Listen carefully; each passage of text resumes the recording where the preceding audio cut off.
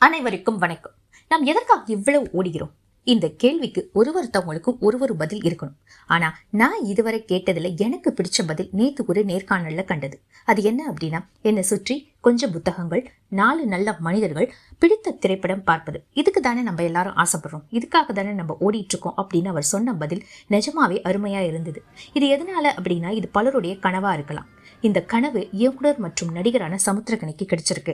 எதனால நான் அப்படி சொல்றேன் அப்படின்னா, நேத்து கெலாட்டா சேனல்ல ஒரு அருமையான நேர்காணல் பார்த்தேன். அது சமுத்திரக்கனுடைய நேர்காணல். பல இடங்கள்ல அவர் சொன்ன விஷயங்கள் எனக்கு மெய்சிலிர்ப்பை ஏற்படுத்துச்சு. ஒரு புத்தக விரும்பியா இருக்கிறீங்க அப்படின்னா உங்களுக்கும் அந்த நேர்காணல் ரொம்பவே பிடிக்கும் அப்படின்னு சொல்லலாம். கிட்டத்தட்ட 23 நிமிஷங்கள் அந்த நேர்காணல் போனுச்சு. ஒரு இடத்துல கூட எனக்கு சிறு தொய்வு கூட ஏற்படல அந்த நேர்காணலை பார்த்து முடிக்கிற வரைக்கும் அப்படின்னு சொல்லலாம். எதனால அப்படின்னா, அந்த பதிவு முழுக்க அவர் பல புத்தகங்கள் பத்தி பேசியிருக்காரு. பல எழுத்தாளர்கள் பத்தின விஷயங்களையும் அந்த பதிவு முழுக்க அவர் பகிர்ந்திருப்பாரு. அதனாலயோ என்னமோ அந்த பதிவு எனக்கு ரொம்ப பிடிச்சிருந்துச்சு அப்படின்னு சொல்லலாம். பல சுவாரஸ்யமான விஷயங்களை கூட அவர் அந்த பதிவில் சொல்லியிருப்பாரு. குறிப்பா சொல்லணும் அப்படின்னா, நம்ம எல்லாரும் தில்லானா மோகனாம்பாள் அந்த படம் பார்த்துருப்போம் இல்லையா? ஆனா அந்த படத்தை கூட ஒரு புத்தகத்திலேருந்து தான் எடுத்திருக்காங்க அப்படின்னு அவர் சொன்ன விஷயம் எனக்கு ரொம்பவே ஆச்சரியமா இருந்தது. அதுபோக ஜெயமோகன் எழுதிய 27,000 பக்கங்கள் கொண்ட ஒரு புத்தகத்தை பத்தியும் அவர் பேசியிருப்பார். இந்த பதிவில் நம்ம என்ன பார்க்க போறோம் அப்படின்னா, அந்த பதிவில் அவர் பரிந்துரைத்த புத்தகங்கள் பற்றி தான் நாம் இந்த பதிவில் பார்க்க போகிறோம். This is books of soul channel. இந்த சேனலில் புக் பற்றின reviews, service and book recommendations எல்லாம் போட்டுட்ருக்கேன்.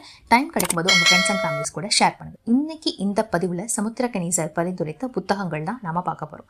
சமுத்திரக்கனி சாரை நம்ம நடிகராக பார்த்துருப்போம். ஆனால் இந்த பதிவை பார்க்கும்போது அவர் ஒரு நல்ல மனிதர் அப்படின்னு நம்ம மனசுக்குள்ள தோணும். எதனால் அப்படின்னா, அவர் பரிந்துரைத்த புத்தகங்களின் பட்டியல் அப்படியானது. முதல்ல அவர் பரிந்துரைத்த புத்தகம் என்ன அப்படின்னா, வேள்பாரி. வேள்பாரி புத்தகம் பல பேர் படிச்சிருப்போம். இந்த புத்தகத்தை பத்தி அவர் என்ன சொல்லியிருக்காரு அப்படின்னா, அவர் தான் அந்த புத்தகத்தை வெளியிடுறதுக்கு போனாரா, ஆனா அவருக்கு ஒரு காப்பி கூட கிடைக்கல அப்படின்னு சொல்லிட்டு உடனே ஒரு 50 புத்தகத்தை நான் ஆர்டர் பண்ணிட்டேன். அதுல நான் படிச்சு பாக்குறவங்களுக்கெல்லாம் அந்த புத்தகத்தை கொடுத்து நீங்களும் இந்த புத்தகத்தை படிங்க அப்படிங்கிற மாதிரி அதுல சொல்லியிருக்கிறதா அவர் சொல்லியிருப்பாரு. நிஜமாவே நல்ல சுவாரஸ்யமான தகவலா இருந்துச்சு. சு வெங்கடேசன் அவர்களால் எழுதப்பட்ட அந்த புத்தகம் என்னதுன்னா, வேள்பாரி. சேர சோழ பாண்டிய மன்னர்களையே தோற்கடிச்சு ஈகை குணத்துல கர்ணனையே விஞ்சிய ஒரு பரம்பின் அதிபதியான பாரியின் வாழ்க்கை வரலாறு தான் என்னது அப்படின்னா இந்த வேள்பாரி அப்படிங்கிற முதல் புத்தகம். அடுத்த புத்தகம் என்னுடைய பல பதிவுகள்ல சொன்ன ஒரு புத்தகத்தை தான் சமுத்திரக்கனி சாரும் சொல்லியிருக்காரு. அந்த புத்தகம் என்னது அப்படின்னா, எழுத்தாளர் ஜெயமோகன் எழுதிய அறம். ஒரு உண்மை மனிதர்களின் சம்பவம் அப்படின்னு சொல்லலாம். கிட்டத்தட்ட 10 கதைகள் இருக்கும். இது எல்லாருடைய அலமாரிகள்லையும் இருக்கணும் அப்படின்னு அவர் பரிந்துரைத்த ஒரு புத்தகத்துல எதுவும் இருக்கு அப்படின்னா அறம்.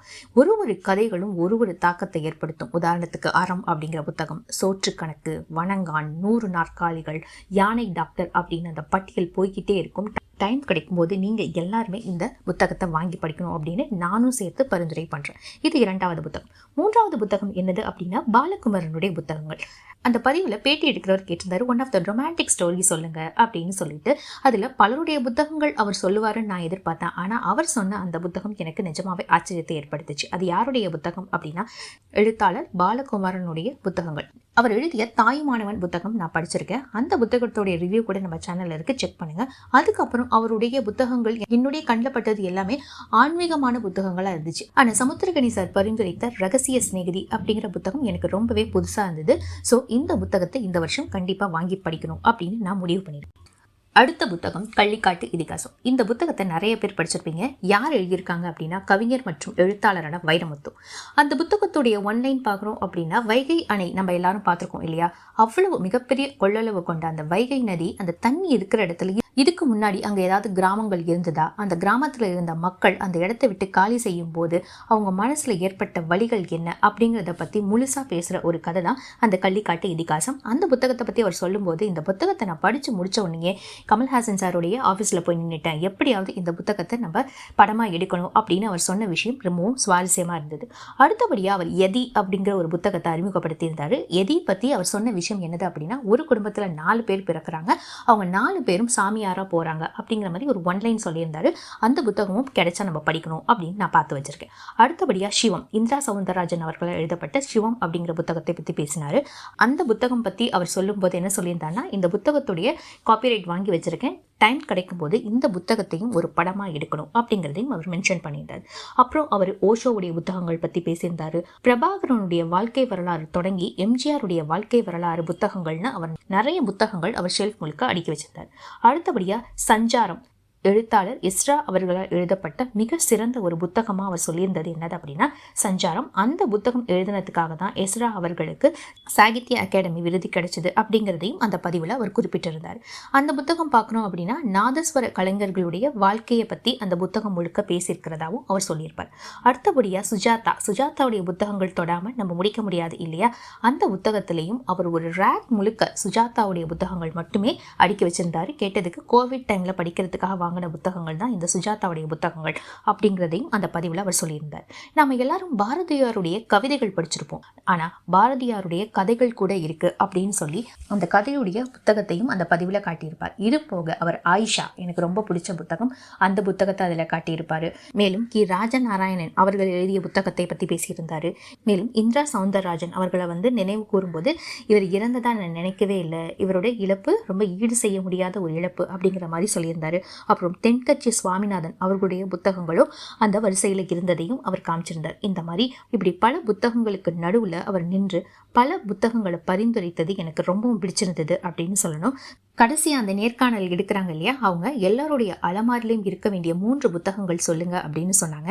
அதில் முதல்ல அவர் சொன்ன புத்தகம் என்னது அப்படின்னா வேல்பாரி, இரண்டாவதாக அவர் சொன்ன புத்தகம் அறம், மூன்றாவதாக அவர் சொன்ன புத்தகம் ஜெயமோகன் எழுதிய அந்த மகாபாரதம், அந்த 27,000 பக்கங்கள் கொண்ட புத்தகங்கள்னு சொன்னாங்க இல்லையா, அந்த புத்தகம். இந்த 3 புத்தகம் தான் எல்லாருடைய அலமாரியும் அலங்கரிக்கணும் அப்படின்னு அவர் பரிந்துரைத்த புத்தகங்கள்.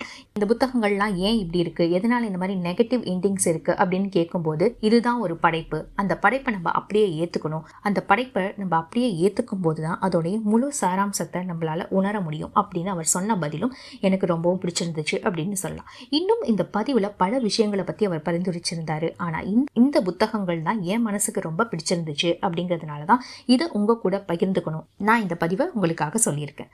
வாழ்க்கையை வாழலாம் எப்படி? நேசிச்சு ரசிச்சு ருசிச்சு பல புத்தகங்களை தேடி தேடி படித்து அப்படின்னு சொல்லி இந்த பதிவை நான் இன்னைக்கு முடிச்சுக்கிறேன். நன்றி, வணக்கம்.